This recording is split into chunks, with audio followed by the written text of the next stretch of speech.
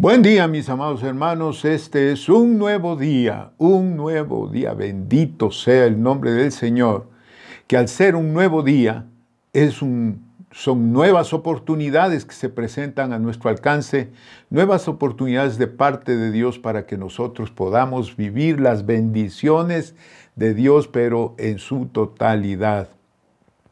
Es hermoso estar en estos devocionales. Realmente, a través de estos devocionales lo que hacemos es aprender a Dios, ¿verdad? Y el tema de este día es, ¿quién está por Dios? Es una pregunta bien interesante y vamos a ver el contexto de dónde fue hecha esta pregunta también. Siempre anhelando esa visión espiritual 2020. Es decir, esa visión que nos permite ver de cerca las bendiciones de Dios y las bendiciones que vienen a lo lejos también. Porque Dios es un Dios siempre que va hacia adelante, ¿verdad? Ya el pasado es cheque cancelado, el día de ayer es cheque cancelado, hace una hora es un cheque cancelado, pero entonces nosotros tenemos que aprender a ver a lo lejos también. Entonces, ¿quién está por Dios? Es una pregunta muy importante y tiene el propósito de aprender a esperar en el tiempo de Dios. Oigan, qué bien es esto, el tiempo de Dios. Saber que Dios quiere firmeza, Dios quiere determinación, Dios quiere carácter en su pueblo, mis amados hermanos. No es fácil lo que nosotros estamos viviendo. Diariamente nosotros podemos ver cambios en la vida, cambios en el mundo, ¿no es cierto? Entonces estamos viviendo momentos sumamente difíciles. Entonces el propósito de este tema es experimentar el reposo de Dios, experimentar la confianza en Dios, experimentar en Dios, esperando y confiando en Él, sabiendo que Dios siempre está por nosotros. Y entonces Él está esperando que nosotros actuemos en su obra. Y yo quisiera que vayamos a Efesios, al capítulo 2, versículo 10, un versículo pequeñito, pero muy importante, que nos dice precisamente qué es lo que Dios quiere de nosotros. Dice la palabra, porque somos hechura suya, creados en Cristo Jesús para buenas obras. Oigan esto, las cuales Dios preparó de antemano para que anduviésemos en ellas. Es decir, Dios ya las escribió, ya las preparó en su presciencia. Él sabe nuestra vida, nuestro futuro, etc. Y ya preparó por donde nosotros teníamos que caminar. Y yo quisiera tomar una historia que a mí me encanta, siempre me gusta mucho la historia del pueblo de Israel. Hay un episodio de la vida del pueblo liberado de la esclavitud de Egipto y caminando en la libertad de Dios. Póngale atención a esto que acabo de decir. Me estoy refiriendo al pueblo de Israel, el pueblo hebreo, si ustedes quieren. Dice, es un episodio después de haber sido liberados de la esclavitud. Y definitivamente ellos empezaron a tener nuevas experiencias en el Dios vivo. Ya están lejos del medio donde ellos estaban acostumbrados a vivir. ¿Qué es lo que había en ese medio? Había tradición idolátrica, habían muchos dioses, habían imágenes creadas, de las cosas creadas, más bien dicho, animales y cosas por el estilo, ¿no es cierto? Y el pueblo de hebreo, pues, estando en esclavitud, estaba como acostumbrado a todo eso que acabo de enumerar. Como consecuencia, había una ignorancia total del Creador de los cielos y de la tierra. Y en su estado había una opresión, esclavitud tremendo, trabajo sin remuneración, había miseria en medio del pueblo, escasez, mucho temor. Pero ¿saben qué? También había mucho clamor. Clamor para una salvación, una liberación, qué sé yo, ¿no es cierto? Ellos necesitaban liberación, querían justicia, paz, querían contentamiento. Y dice la palabra que Dios oyó el clamor de este pueblo y a través de Moisés llegó su liberación. El pueblo pudo ver, experimentar la gracia de Dios, experimentar el poder de Dios. Y entonces salieron y fueron liberados.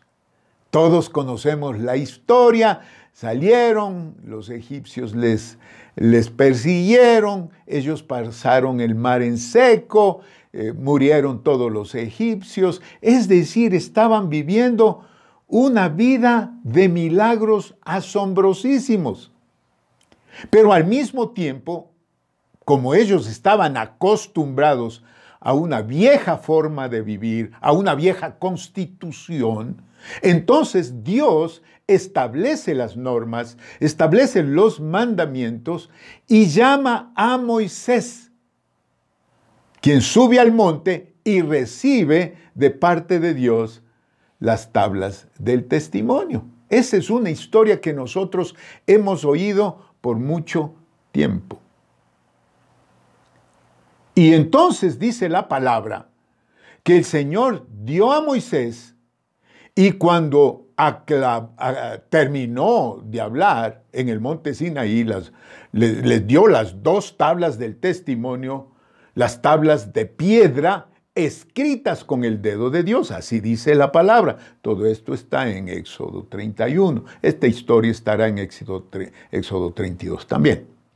Pero entonces, mientras el Señor tenía esta relación personal con Moisés para establecer, pónganle atención porque esta es la parte medular de todo, para establecer las leyes, las normas, los decretos, los mandamientos, por medio del cual tenían ellos que caminar y que iba a establecer una hermosa relación con Dios y una hermosa relación entre ellos también, porque esos son los mandamientos, ¿verdad?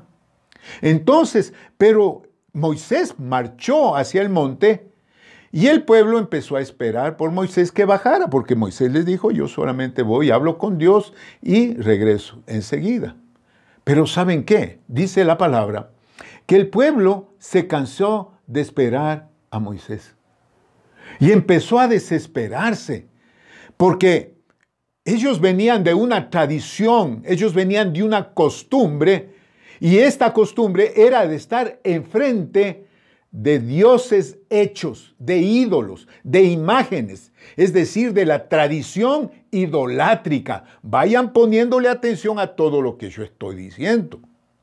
Ellos no sabían nada acerca de descansar y esperar en un Dios vivo. Ellos no sabían nada de eso. Pero entonces, cansados de esperar, empezaron a hacer unas cosas tremendas. Tremendas. Hicieron ídolos y empezaron a hacer una serie de ritos y cosas. Y el Señor, esto está en Éxodo capítulo 32, el versículo 7, dice, entonces Jehová dijo a Moisés, oigan esto, anda, desciende, porque tú, pueblo que sacaste de la tierra de Egipto. Oigan bien lo que dice, porque tu pueblo, no dice nuestro pueblo, porque tu pueblo que sacaste de la tierra de Egipto, que liberaste, en otras palabras, se ha corrompido. ¡Wow! Esta palabra es gigantesca, hermanos, y yo creo que debemos tener un concepto acerca de esta, porque esta es una palabra que está en la Biblia, que dice Dios con su boca, este pueblo se ha corrompido, el pueblo libre, el pueblo que ya había visto milagros de Dios portentosos. ¿Qué es corrupción? Corrupción es, según el diccionario, visión distorsionada, eso es corrupción. Entonces es como que no nos culpamos cuando tenemos visión distorsionada, no nos culpamos por lo que vemos, pues, o por lo que hacemos. Ya cristianamente, ¿qué es corrupción? Nuestra definición de corrupción la entendemos que es pecado, que es lascivia, que es adulterio, que es robo, que son crímenes, etcétera, etcétera, etcétera, ¿verdad? ¿Cuál es la definición de Dios? El Señor dice que corrupción es pasión de la carne fuera de control. Yo lo pusiera así, pasión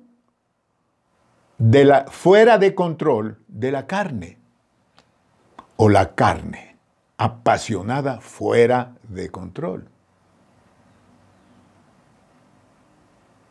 Es el cambio de lo que es sólido y perfecto a putrefacto. Eso es corrupción. Es el cambio de perfecto a decayente. Israel, en esta altura, fue culpable de esto más que sus enemigos, porque ellos ya vieron a Dios. Israel ya vio a Dios, ya vio la mano del Dios vivo. Sus enemigos no. Mientras Moisés estaba con Dios, la ira de Dios se encendió en contra del pueblo. Y hace una descripción cuando le dice en el versículo 7 que se ha corrompido. Le dice, óiganle a hablar a Dios, dice, pronto, esto está en el versículo 8 del 32, pronto se han apartado del camino que yo les mandé. Se han hecho un becerro de fundición y lo han adorado y le han ofrecido sacrificios. Y han dicho, Israel, estos son tus dioses que te sacaron de la tierra de Egipto. Es decir, esos ídolos que hicieron. Dijo más Dios a Moisés, yo he visto a este pueblo, que por cierto, es pueblo de dura cerviz. Durísima la descripción. Que yo creo, adelantándome un poquito a las reflexiones, que es más o menos esa la posición de mucho de la iglesia. Versículo 10 dice el Señor con un tono tremendo. Ahora pues déjame que encienda mi ira en ellos y los consuma. Y de ti, yo haré una nación grande. A todos los que están abajo, corrompidos, yo los voy a consumir, pero a ti, yo te voy a hacer una nación grande. La ira de Dios se manifestó. ¿Por qué? Porque Israel, porque el pueblo que salió de Egipto, meses antes o días antes, si ustedes quieren, hicieron una entrega a Dios. Entonces, la ira de Dios se manifestó por el quebrantamiento de esa entrega. Porque si nosotros recordamos, esta entrega está en Éxodo capítulo 15, versículo 1 y 2. Entonces cantó Moisés y los hijos de Israel, toditos, o sea, todo el pueblo, junto con Moisés, este cántico a Jehová. Y dijeron, cantaré yo a Jehová, porque se ha magnificado grandemente. Ha echado en el mar al caballo y al jinete, cuando los ahogó a los egipcios.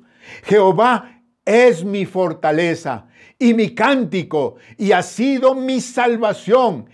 Este es mi Dios, y lo alabaré, Dios de mi Padre, y lo enalteceré. ¡Wow! ¡Qué tremendo!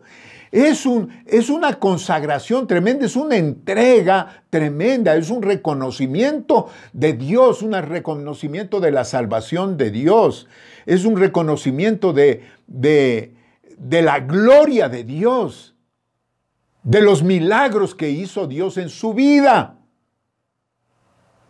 Jehová es mi fortaleza, decían ellos, y mi cántico. Ha sido mi salvación. Este es mi Dios y lo alabaré. ¡Wow! Dios de mi Padre y lo exaltaré. Y días más después están adorando un ídolo. Y están, pero en la desviación total, ¿verdad?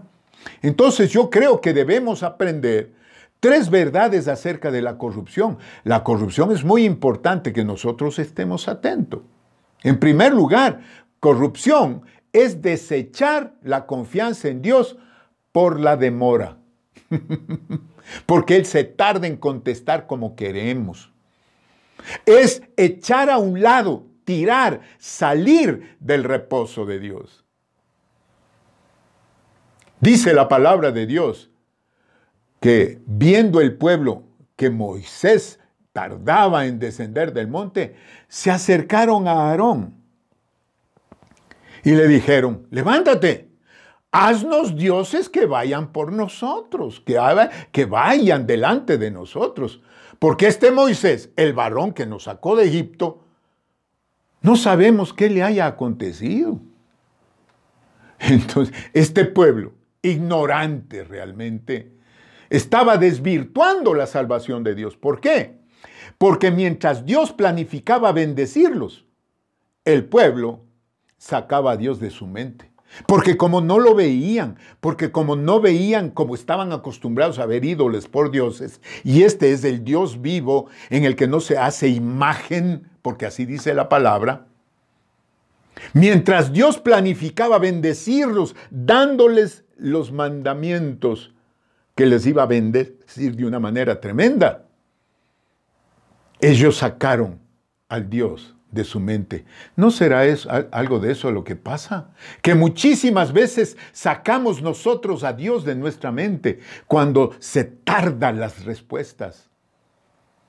Eso es lo que yo llamo ceguera espiritual. Eso es lo que yo llamo pasmo espiritual. Eso es lo que yo llamo dejar a un lado, olvidarse de las maravillas, de las sorpresas de Dios. Esto que estoy hablando es consecuencia de seguir sus propios caminos. Esto es incredulidad, es temor, es desesperación, es rebeldía, etcétera, etcétera. Se llama corrupción, hermanos amados. Creer que Dios no nos ha oído y se ha olvidado de nosotros nos lleva a esa corrupción. Por eso el Señor ha puesto este tema en mi vida. Y esto sucede y ha sucedido durante el transcurso de los siglos. Parece que el pueblo de Dios tiene esa costumbre. Allá en Isaías, en el capítulo 49, el versículo 14 dice, pero Sión dijo, me dejó Jehová y el Señor se olvidó de mí. Se refiere al pueblo de Israel. El pueblo de Israel dijo, me dejó Jehová y el Señor se olvidó de mí. ¿Por qué? Porque no estaban las respuestas cuando ellos querían. Yo les digo una cosa, amados hermanos, y yo quiero que abran su corazón a esto. Dios está siempre por nosotros. El salmista David dice en el Salmo 34, versículo 15, los ojos de Jehová están sobre los justos y atentos sus oídos al clamor de ellos. Él no nos olvida. A veces creemos, pero porque se tardan las respuestas que ya nos olvidó. En el versículo 17 del mismo Salmo 34 dicen, claman los justos y Jehová oye y los libra de todas sus angustias. Entonces, la corrupción es desechar la confianza en Dios por la tardanza o por la demora. En segundo lugar, la corrupción es estar desnudos ante los enemigos. En otras palabras, es quedar expuestos tanto interiormente como exteriormente. Porque cuando la corrupción llega, ¡wow! Eso es lo que sucede.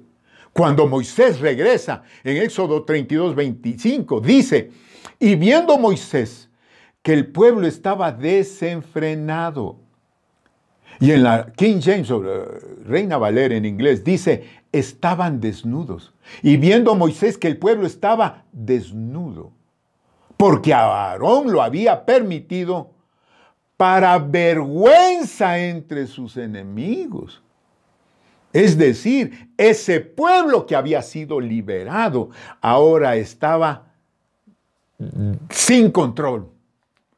Como dice la versión ampliada, el pueblo dice que estaba sin control, rebelde, revoltoso, totalmente salidos de los caminos de Dios, de su compromiso que hicieron con Dios, cansados de luchar, cansados de estar sujetos a Dios, cansados de vivir a Dios o a expensas de Dios, cansados de la soberanía de Dios. ¡Qué tremendo! Se inventaron su Dios, hicieron un becerro, se inventaron su propia religión, su propia liturgia. Dice que había desenfreno, desnudez, baile, disfrute, etcétera, etcétera, etcétera. Todo eso era frente al ídolo al cual creían Dios. Yo puedo decir esto, muchos cristianos están cansados, están agotados de la comunión con Dios. Tal vez la pandemia, tal vez la escasez, tal vez la necesidad, tal vez la enfermedad, tal vez las consecuencias de la enfermedad. Y dejan de orar, no leen la palabra, no están con el pueblo de Dios, no se conectan por Zoom, ni por Internet, ni por YouTube, ni por Facebook. ¿Saben lo que pasa? Que muchos cristianos consideran que ni la oración ni la fe ya son necesarias. Entonces, ¿qué es lo que pasa? Cambian la fe por la ciencia y la razón. Y eso se llama corrupción. Eso se llama corrupción, porque como dije yo hace unos momentos, corrupción precisamente es cambiar lo sólido y lo perfecto por putrefacto y decayente. Entonces cambian por la razón. No, hombre, eso es corrupción. Yo les digo una cosa, en Dios y solo en Dios están las salidas. Óiganme lo que digo. Santiago en el capítulo 5, versículos 7 y 8 dice, por tanto, hermanos, tened paciencia hasta la venida del Señor. Tened paciencia. Mirad cómo el labrador espera el precioso fruto de la tierra, aguardando con paciencia hasta que reciba la lluvia temprana y tardía. Y en el versículo 8 dice, tened también vosotros paciencias y afirmad vuestros corazones, porque la venida del Señor está cerca. Pablo dice, no nos cansemos pues de hacer bien, porque a su tiempo segaremos si no desmayamos. Entonces, amados hermanos, la corrupción lo que hace es estar desnudos ante nuestros enemigos, ante las potestades, hermanos. Y en tercer lugar, otra verdad, la corrupción te deja sin protección alguna. Es decir, quedas fuera de la sombra de Dios, quedas fuera desprotegido, desarmado, expuesto, hermanos amados. Pero ¿saben qué? El amor de Dios es tan grande, es tan grande. Baja Moisés, mira todo ese desorden, esa lujuria, ese desenfreno sexual, carnal, idolátrico, diabólico. Y en Éxodo 32, versículo 25 y 26, dice, y viendo Moisés que el pueblo estaba desenfrenado, porque Aarón lo había permitido para vergüenza de sus enemigos. Versículo 26, se puso a la puerta del campamento y dijo, ¿quién está por Jehová? ¡Wow! Una pregunta tremenda. ¿Quién está por Jehová? Todavía pidiendo razonamiento. ¿Quién está por Jehová? ¿Quién no se ha alejado de él, de su confianza, de su libertad? Y dice Moisés, júntese conmigo. ¿Y saben qué dice? Y se juntaron con él todos los hijos de Leví. Todos los hijos de Leví. ¿Y los demás? ¿Y los demás? Y entonces ahí, así como Dios da la oportunidad de decir, ¿quién está por mí? El Señor también determina un juicio. Y dice en el versículo 27 y 28 del 32, y Él les dijo, así ha dicho Jehová, el Dios de Israel, poned cada uno su espada sobre su muslo, pasad y volved a la puerta por el campamento, y matad a cada uno a su hermano y a su amigo y a su pariente. Y los hijos, oigan esto, y los hijos de Leví lo hicieron conforme a lo dicho de Moisés, y cayeron del pueblo en aquel día como 3,000 hombres. ¡Wow! Es decir, el juicio era tremendo. El juicio fue tremendo. Dos cosas, la justicia de Dios cumpliéndose y un pueblo de Dios obedeciendo. Óiganme lo que yo digo. La misericordia de Dios es desde la eternidad hasta la eternidad. Como dije hace unos momentos, la misericordia de Dios se extiende. Las oportunidades de Dios son cada vez más grandes. Y en el versículo 31 al 33 dice la palabra que entonces volvió Moisés a Jehová y le dijo, te ruego pues por este pueblo. Ha cometido un gran pecado porque hicieron dioses de oro. Te ruego que perdones ahora su pecado. Y si no, ráeme ahora de tu libro que has escrito. Y Jehová le respondió a Moisés, al que pecare contra mí, a este yo raeré de mi libro. ¡Wow! ¡Wow! En otras palabras, la matanza terminó. La matanza terminó, hermanos. Y le dijo, bueno, de ahora en adelante, al que peque en contra mía, a este yo lo saco, a este le voy a borrar del libro. ¿Saben qué pasó? Los levitas empezaron una nueva tradición de piedad. Oigan lo que acabo de decir. Porque fueron los levitas los que llevaron adelante el juicio. Y el Señor en el versículo 34 del 32 le dice a Moisés, ve pues ahora y lleva a este pueblo donde te he dicho, he aquí un ángel irá delante de ti, pero en el día de castigo yo castigaré en ellos su pecado. Es decir, hoy ya están perdonados, ahora sigan adelante. Como dije, los levitas cumplieron la orden que Dios les dio. Su determinación influyó en los hijos y los hijos de sus hijos. Es decir, empezó un nuevo caminar con Dios. Y aquí yo quiero hacer precisamente el corazón del mensaje es este. ¿Qué es lo que tus hijos y los tuyos están siendo testigos de tu vida?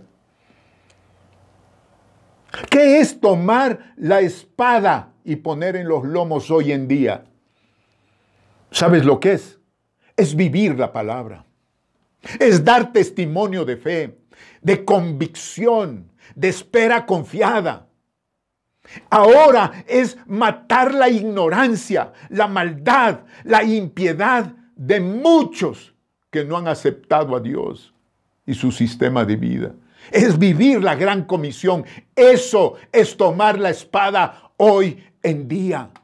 Hoy es el tiempo de manifestar a Dios, de manifestar la obra en cada uno. El primer versículo que leímos hoy en este día fue, porque somos hechura suya, creados en Cristo Jesús para buenas obras, las cuales Dios preparó de antemano para que anduviésemos en ellas.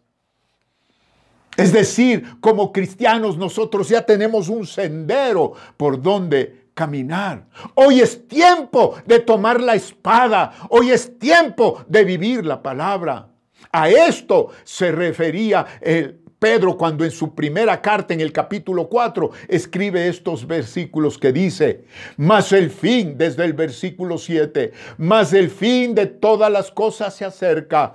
Sed pues sobrios y velad en oración, es decir, permanece en la justicia y mantente firme en la espera, vela en oración. Y ante todo, dice el versículo 8, tened entre vosotros ferviente amor, porque el amor cubrirá multitud de pecados. Y dice, hospedaos unos a otros sin murmuraciones. Cada uno según el don que ha recibido, ministrelo a los otros, como buenos administradores de la multiforme gracia de Dios. Si alguno hable conforme a la palabra de Dios.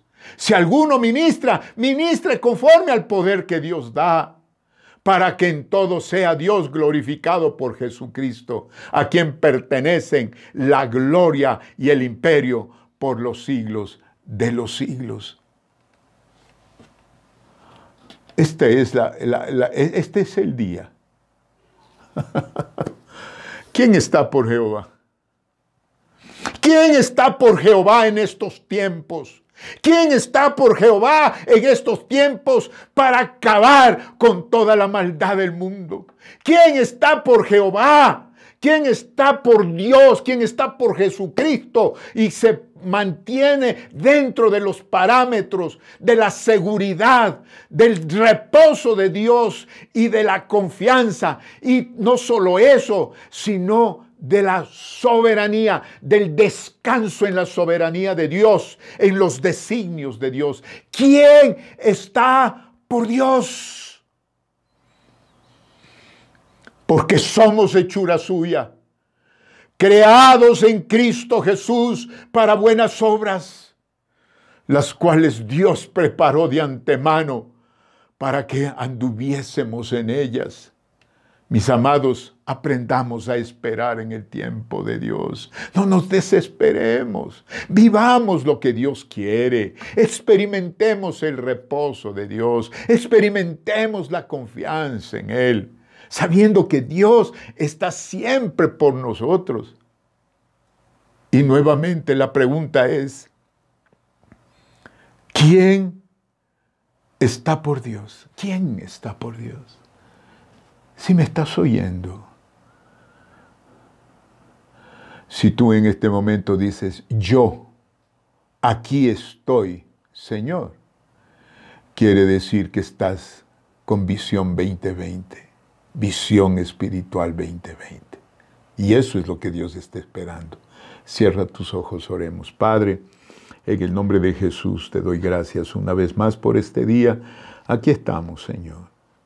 Tú conoces nuestro corazón y nuestra vida. Perdónanos. Perdónanos, Señor, porque muchísimas veces hemos fallado.